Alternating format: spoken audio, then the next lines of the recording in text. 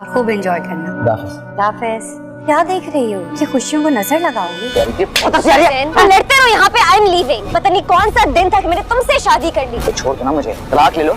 और कोई रास्ता भी नहीं है। हेलो फ्रेंड, शाहज़ैन चाहे जितना भी फरियाल से बुरा रवैया इख्तियार करता है, वो फिर भी इसका ख्याल रखना नहीं छोड़ती। वो फरियाल को बेइज्जत करने का कोई भी मौका हाथ से जाने नहीं देता था, जबकि फरियाल ये सब सिर्फ इसलिए बर्दाश्त कर रही थी क्योंकि इसे शाहज़ैन से मोहब्बत हो गई थी। इसीलिए अपनी बहन और इब्राहिम अंकल के कहने के बावजूद वो शाहज़ैन का साथ छोड़ना नहीं चाहती थी।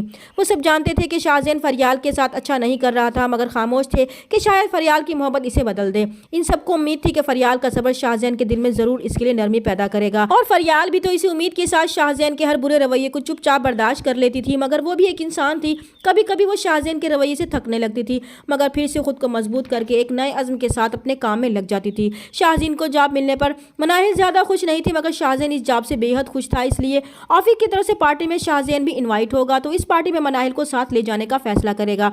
मनाहिल की माँ इस बात से बेहद खुश होंगी कि मनाहिल और शाहज़ैन एक साथ वक्त गुजारेंगे तो इनके दरमियान जो तनाव है वो कुछ कम हो जाएगा। इसीलिए वो इन दोनों को रुखसत करते हुए खूब इंजॉय करने का कहेंगी, जबकि फरियाल जो ये सब देख रही होगी इसे बहुत दुख होगा कि मनाहिल शाहज़ैन के साथ जितना भी बुरा सलूक करे वो इसके साथ बहुत खुश रहता है।